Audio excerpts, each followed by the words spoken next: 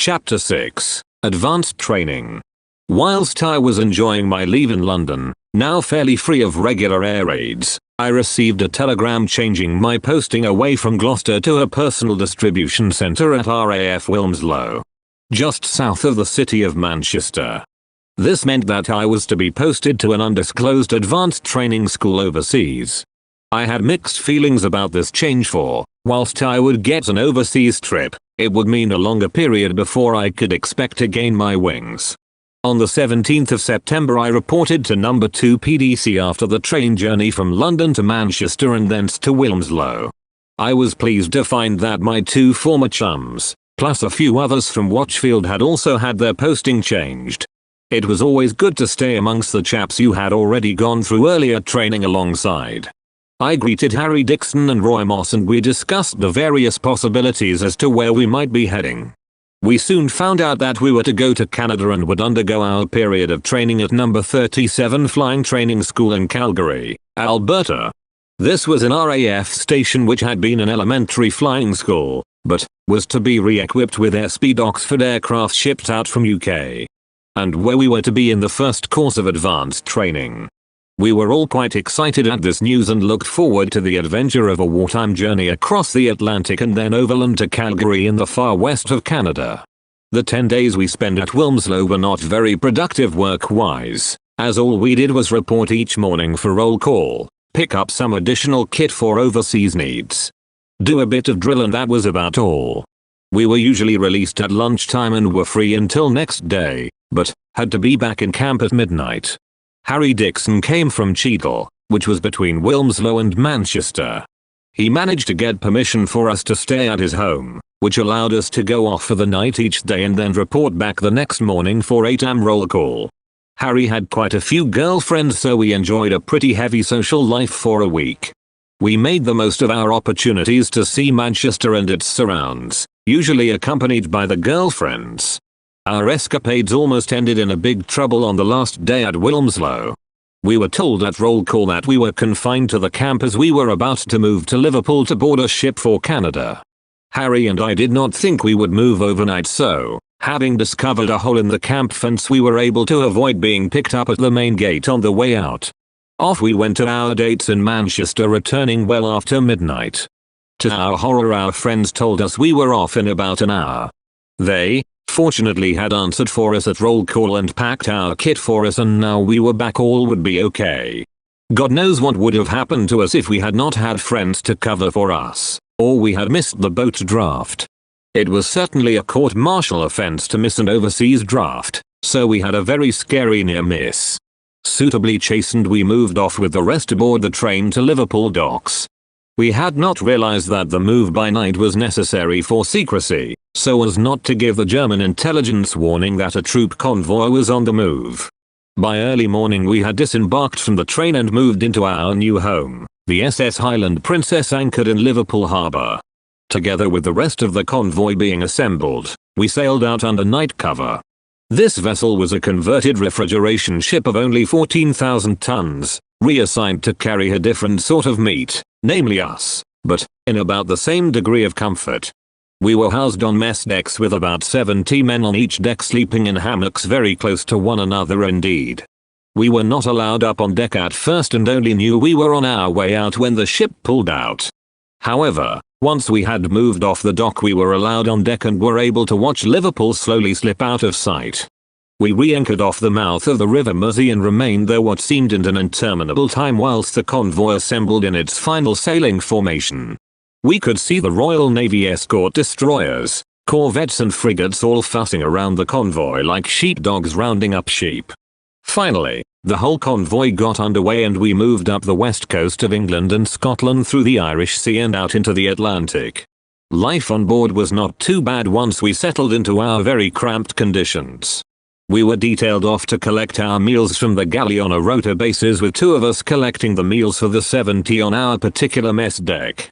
At first it all went well, for we were sailing in calm conditions, but as we rounded Northern Ireland and out into the Atlantic, that all changed. We encountered a vicious Atlantic storm and the sea got rougher and rougher. After 2 days, Harry Dixon and I were the only members on our mess deck not to have succumbed to seasickness. Harry, having been ex-Navy, would not be expected to have trouble, but, to my surprise, I had no real trouble either. Incidentally, I am now 70 years of age and have never been air or seasick. We spent as much time as possible up on the deck in the fresh air, and this helped, for to have stayed below would have spelled disaster, amongst all our very sick mates. Of course, Harry and I went on collecting the food and had all we could eat. No one else showed any interest. We had also been assigned submarine watch duties, and this meant we had to spend a few hours at a time on watch at a designated lookout post on deck. Even on pitch black nights it apparently was possible to spot the wake of a submarine periscope if it came near. As far as we were concerned, it was like looking for a black cat in a dark room with the sack over your head. The most interesting watches were at dusk and dawn, when one saw all the other ships in the convoy slowly disappear from sight as night came, or reappeared by dawn. If the night was calm and clear, you could make out the blackened out shapes of the nearest ships. The storms cleared and the sick started to surface as we appeared to sail south into the Atlantic. Towards the Azores, we got our exercise by walking round and round the deck. We had a mess deck well below the main deck and near the steering end. When we had been in the rough seas, our end of the ship had vibrated alarmingly as the ship plunged and rose in the heavy swell. It always felt as if the stern came out of the water, which it probably did. Drama came after a few days out, and we were all sent below when a German Wolf 4-engined Condor coastal reconnaissance plane was spotted in the air and the air raid alert sounded. We spent an unnerving period below decks. The raid passed, but we were told that the convoy would now be on maximum alert, due to it undoubtedly having been spotted by the Recce aircraft. When this happened, the German submarines, now hunting in what were known as wolf packs, were expected to strike as soon as night fell. This was expected to come after the information had been passed by the aircraft to the submarine as to our whereabouts, thereby enabling them to catch up and stalk the convoy. That night was a very anxious one, and I really felt that the night watch I did could be of some help. The convoy was attacked, some of the ships sunk, but being a huge convoy, we ourselves stayed out of trouble. The next day went uneventfully as the convoy zigzagged across the ocean to fool the submarines. After the second night of special alert, we went on deck to see the convoy considerably reduced in size. We learned that it had comprised two components, the largest section being designated for the Middle East and our own smaller section for Canada. Overnight the Middle East section had sailed off to the south. The weather was now quite calm and all seemed quiet, so we assumed that any U-boats lurking about would have gone after the larger target. In the largest section had been the aircraft carrier HMS Argus, and we had been fascinated to watch the old fairly swordfish aircraft flying on and off to their sea patrols. And all we were at sea 10 days. The last few days pasted uneventfully as we neared Canada.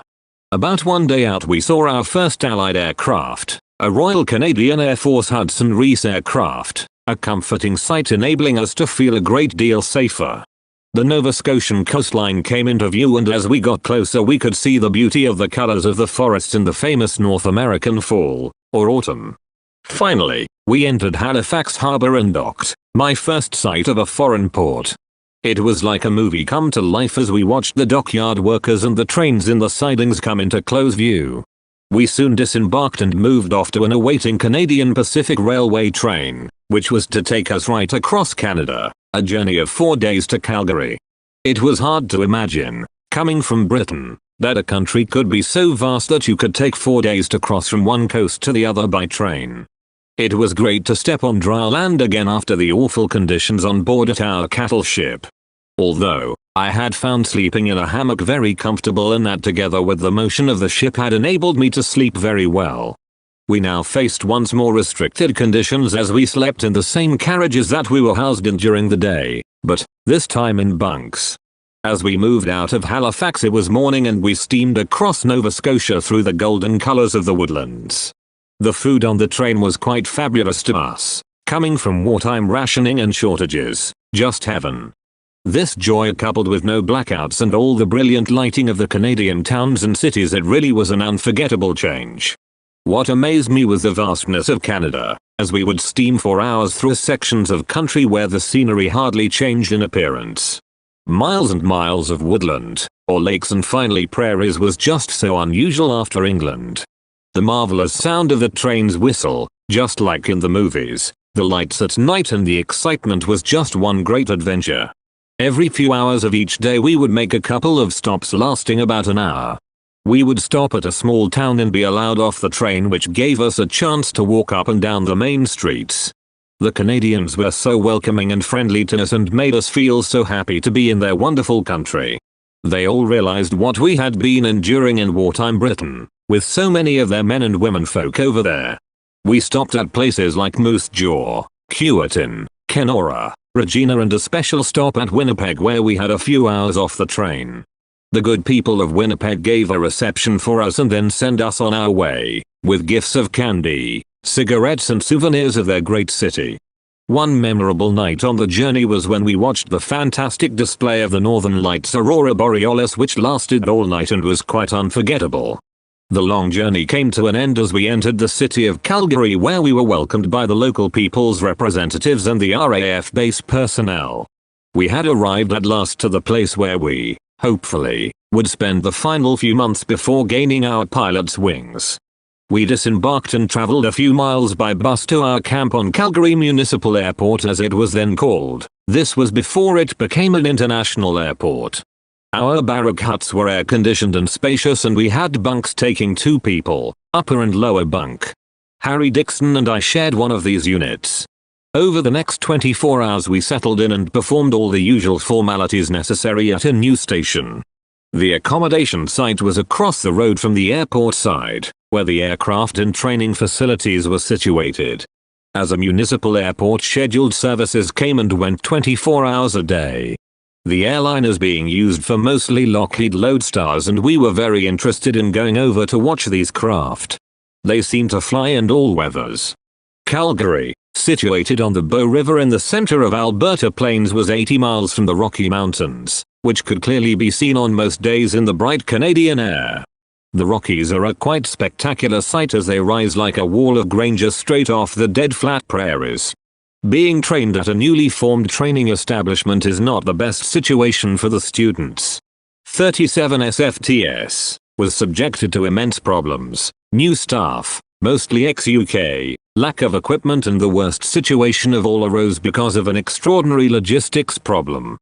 Apparently, the 90-plus aircraft that had been shipped out from UK had come in one ship and the spares to support them in another. The latter, regrettably, had been sunk in the Battle of the Atlantic. So a process of cannibalization had to be introduced in order to keep those aircraft that were available serviceable, this allowing our course to begin flying. At one stage only 6 out of the 90-odd aircraft were online. We were to be trained, as expected, on the Airspeed Oxford. The AS-10 Airspeed Oxford was a twin-engine version of the civil model named the Airspeed Envoy, and was nicknamed the Oxbox. The trainer model, of which over 8,500 were built, had 2 Cheetah X radial engines of 355 HP each. After the Tiger Moth, it seemed very large, having a wingspan of 53 feet 4 inches. A length of 34 feet 6 inches and a maximum takeoff weight of 7,600 pounds. It had a maximum speed of 182 miles per hour and a cruise speed of around 150 miles per hour, quite a performance after the Tiger. It also had considerably more instrumentation, including the standard instrument panel, along with 2 of everything for the engines and fuel tanks. It was a tailwheel aircraft like the Tiger, but was very prone to swing on takeoff or landing, a characteristic which gave me some difficulty later. Despite the setbacks, we began flying within 6 days of our arrival on the 14th of October. My instructor was Flight Lieutenant Digger Best DFC, who was, of course, an Australian in the R.A.A.F. There was the sole survivor of the 3 Blenheim squadrons. I first flew in Canada on the 20th of October and was quite thrilled with the excellent flying weather and the superb views of the Rockies. Digger Best had a nasty twitch in which his head kept flicking to one side, a disability he joked about, saying that he was looking for Messerschmitts. He was anyway a great one for keeping the students very conscious of what was going on around them. He taught me to follow an old flying adage. When you get up in the sky, keep your eyes moving, look around. The format of the earlier flights followed a standard pattern, covering familiarity with the local area and the aircraft controls. Instruments, systems etc. Flying in Calgary presented few problems as far as finding one's way around was concerned. The weather was excellent in October, and the main roads which ran, either due north and south or east and west, could be picked up easily. There were also only 2 railway lines, east to west on the main line to Vancouver and due north to Lethbridge and Edmonton. We also soon learned that even if you did get lost, you could always come down low and read the name of each little town on the grain elevators. It was clearly displayed in big letters. Navigation was certainly not the problem it was in the UK with the huge road and rail networks. There was a particular weather phenomena called Chinook. This is a high wind coming off the Rockies heralding bad weather including high winds and turbulence. When it is due you get a clear semicircle division of clear sky and cloud over the Rockies. Having started ground and air training we soon got settled into the course and then felt able to enjoy the social life of Calgary. We sallied forth to enjoy the bright lights, good food, excellent cinemas and enjoy the exciting city of Calgary. It was quite a way to the streetcar terminus, from where we could travel and into the city, so we would share a taxi to this point and then travel by train into the center of Calgary. The people of Calgary made us most welcome and we soon got invitations to people's homes through various social organizations. They all said it was a pity we had not arrived sooner in September and been able to see the famous Calgary Stampede Rodeo and Horse Extravaganza. It wasn't long before we met up with many lovely Canadian girls. The Canadians are very open and friendly, and firstly, I was able to ice skate at some homes, where they have tennis courts which they flood in the winter to freeze and use them as ice rinks. I had learned to ice skate in England and enjoyed this pastime, for by now it was getting cold and freezing. The tennis courts cum ice rink was no problem. We were taken to all the city highlights, including a famous park with lots of dinosaur statues all very realistically displayed. Also lovely scenic views of the majestic Bow River as it wound its way through Calgary. After a few social outings of this nature and lovely days being shown around Calgary I meet a girl with whom I was to fall in love. I met May Proctor when we were invited to a social evening welcoming us to Calgary, at the famous Hudson Bay Company. May was a company employee and had been persuaded at the last minute to attend. We met, and that was that, for we were both very attracted to one another immediately. I took her home by train and then to the door, asking her if I could meet her again. She agreed, so we fixed a date, and to my surprise she told me to come and meet her at her home and meet her folks. Normally, in England you only did this when you have been going out for quite a while. It was a further illustration of Canadian openness. From that point onwards I spent as much all my spare time as possible with May, and I soon got asked to stay weekends. Meanwhile, I concentrated on my training, which progressed reasonably well. I flew my first solo in the Oxford on the 3rd of November, after about 7 hours duel. It felt great to be flying solo in such an advanced aircraft compared to the Tiger Moth. The months seemed to flash by and in no time we were well on with the course. Winter had set in, bringing all sorts of problems of icing and snow which we had not met before when flying in England. Fortunately the barrack huts were very comfortable with the efficient air conditioning system, but outside we got temperatures of 30 below. Aircraft metal parts must not be touched with bare hands in these icy conditions, and the Oxford, having no self-starter, had to be hand-cranked by putting a handle on the starter winder in each engine. It was the student's job to do this on the really cold nights. Flying at Calgary Airport at night, with its magnificent lighting, was very different to what we would experience later in UK. Calgary had a network of training schools for all the various year crew trades, pilots, navigators, wireless operators and gunners. We all tended to meet up in Calgary, Australians, New Zealanders, Canadians and British aircrew under training, thus becoming part of the great fraternity of Commonwealth aircrew, a comradeship which has continued to the present day. The best hotel in Calgary was the Hotel Palliser, but this was out of bounds, except to offices, so I never did get inside. 37 SFTS was not a happy unit because we had an absolute pig of a station commander, an R.A.A.F group captain named Paul. The chief instructor was an Australian and the R.A.A.F one wing commander Bates, no relation thank God, for he wasn't much better. The food was dreadful, quite inexplicable in a country of such abundance. I learned later on, after I returned to England. That there had been a near mutiny over the food at Calgary and that subsequently the group captain and one or two of his senior officers had been removed. During my stay at Calgary there were a couple of incidents which almost stopped my progress. The first was when I took incorrect action following a heavy bounce on landing, virtually lost control and ended up ground looping the aircraft. I was very fortunate that the instructor sorted it out afterwards and I did not write the undercarriage off. A further incident occurred when Dixon and I were flying together. He was a bit of a daredevil in the air and on a shared cross country he got bored and suddenly shoved the nose down in a steep dive. There was a god almighty bang which scared the pants off us. All of a sudden the aircraft was full of sand, caused by some sandbags bursting out from the rear of the cabin, where they were housed as weight ballast. The funny side of it was when we landed, the cabin, Dixon and I were all covered in sand. A tragic accident occurred late in the course, when we had finished flying for the day and were back in the barrack hut. The chap in the next bunk, named Thompson, who was only 18 years of age as I was, went on flying a bit later than the rest of us, lost an engine during an overshoot, went out of control, crashed and was killed. It was a terrifying blow because it was the first death I had experienced in my flying career into a chap I had come right through with since first joining aircrew training. There was one further drama but I was now confident that I would succeed.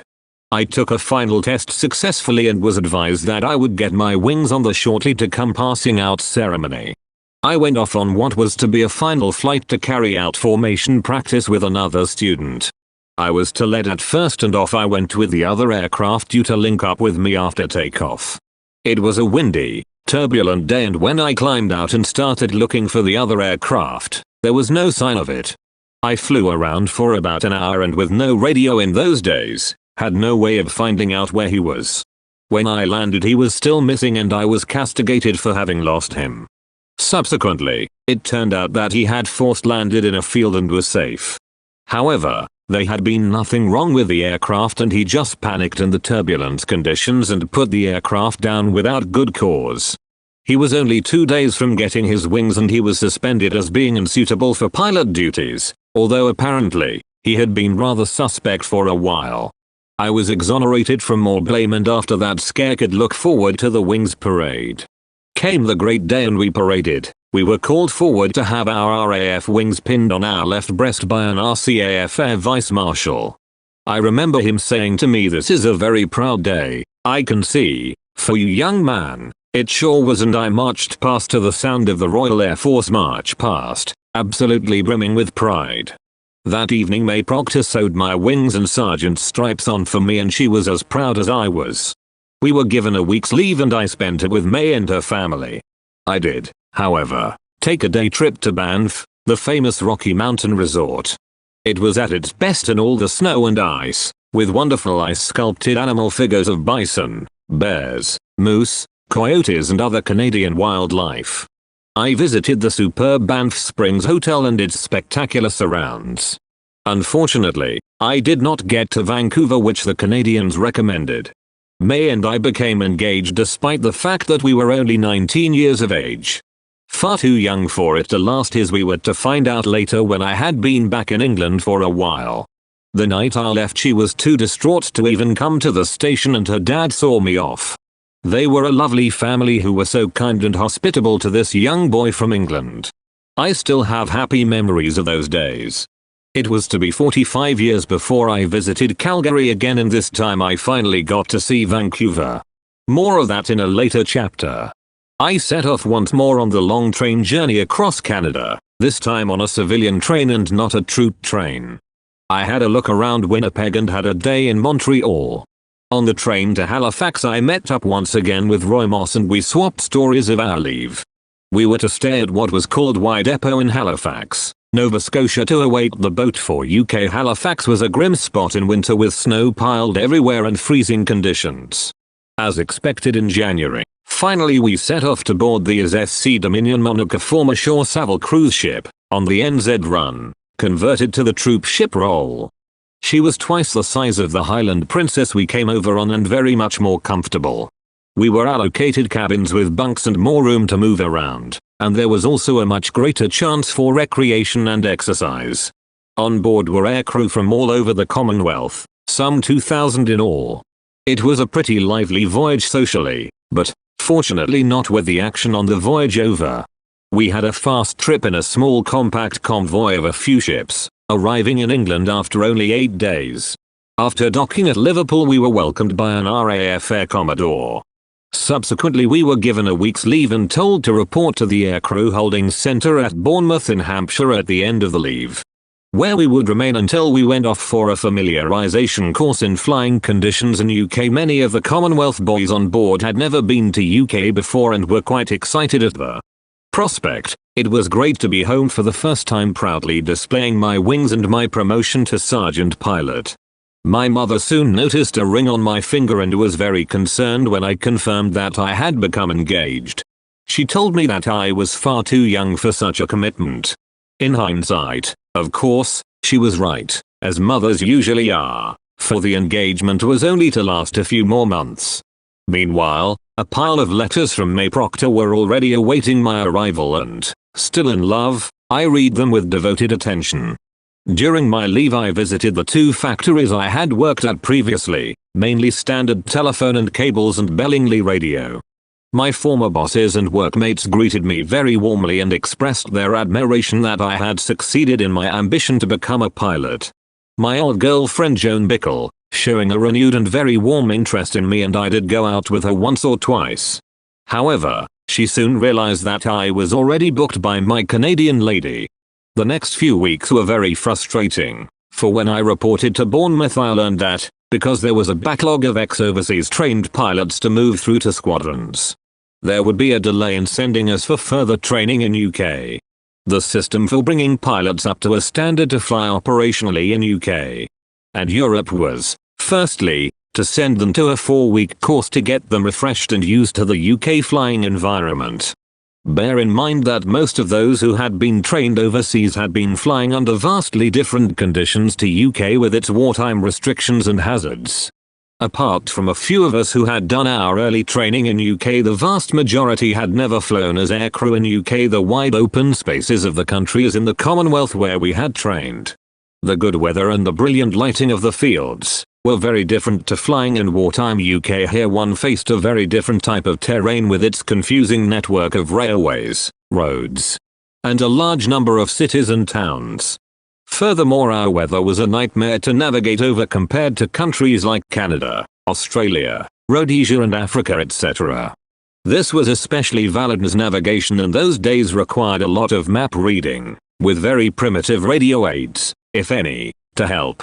The 4 weeks at what were called pilots or navigators advanced training units were designed to overcome these problems.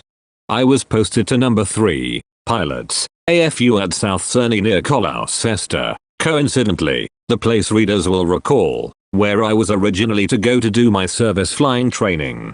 Had I not gone to Calgary, we were depressed at the news of the probable long wait to go to the AFU training and beyond. However, if you're going to hang around, Bournemouth was a good place to do so, even in wartime. We were billeted in requisitioned hotels, no longer required for tourists, and I was put in one of the best of these. The Royal Bath Court Hotel. Despite its now Spartan furnishings etc., it was still a good place to be. It was only a short walk or bus ride into the centre of Bournemouth, where there was plenty of entertainment for young men, with an abundance of pubs, cinemas, dances and eating places. We were now earning 13 shillings and sixpence per day, which was quite good and enough to allow us to enjoy life.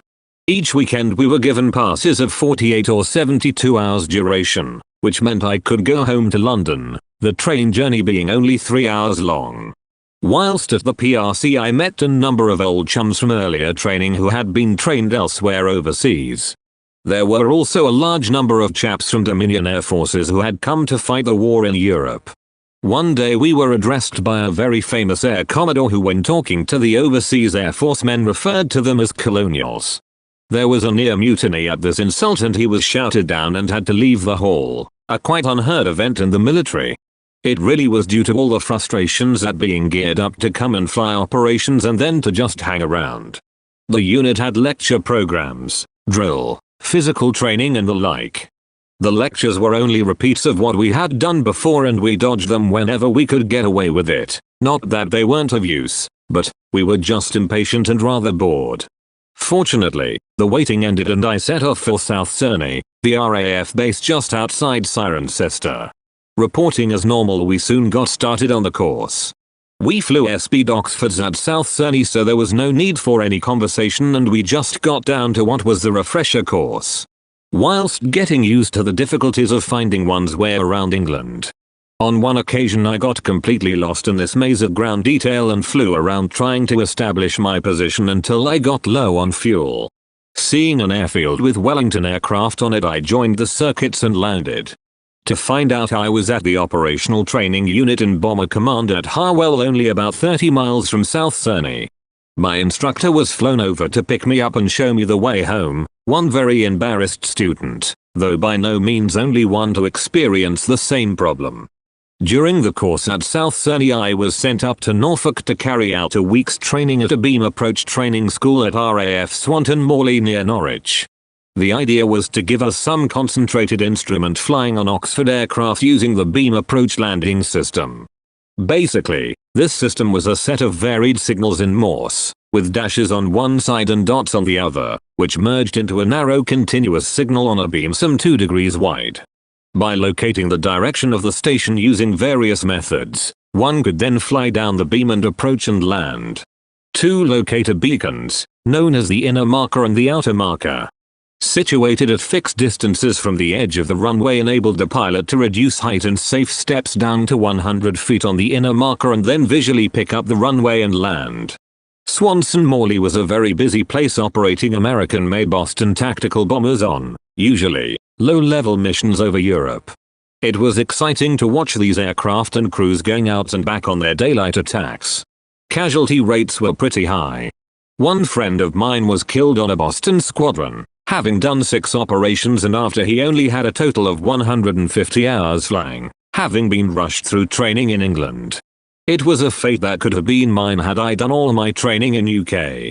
After I returned to South Cerney, I did the rest of the course and then got my posting. It was a great disappointment to learn that I was not going into an operational training unit and then to a squadron, but that I was to go as a staff pilot at a navigator training school in North Wales. They told us that this was only for a limited period and then we would be able to go to an operational squadron on the aircraft and role of our choice. With a mixed bunch of 7 Canadians, Aussies and Kiwis and 3 Poms. I set off at the end of May to Royal Air Force Penrhos, at the extreme end of North Wales.